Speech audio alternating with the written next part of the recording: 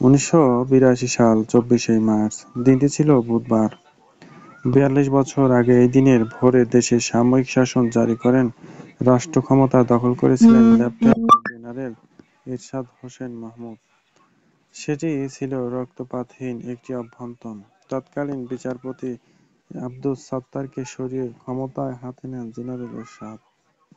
তিনি সাময়িক ফরমান জারি করার পর রাষ্ট্রপতিকে অপসারণ, জাতীয় সংসদ, মন্ত্রিসভা বাতিল করেন এবং স্থগিত করেন সংবিধানের কার্যকারিতা। সেনাবাহিনীর কিছু বিপথগামী সদস্যদের হাতে রাষ্ট্রপতি জিয়াউর রহমান নিহত হন ১৯৮১ সালের ৩০শে মে, তখন জেনারেল এরশাদ সেনাবাহিনীর প্রধান ছিলেন। জিয়াউর রহমানের হত্যাকাণ্ডের ঘটনার ৯ মাস পর সাময়িক শাসন জারি করেন জেনারেল এরশাদ। ৯ মাস ক্ষমতা দখল করে প্রস্তুত প্রেক্ষাপট তৈরি করেন এই সাময়িক শাসন। হঠাৎ বা গোপনে সে অভ্যন্তর করেনি বলে জানিয়েছেন এরশাদ।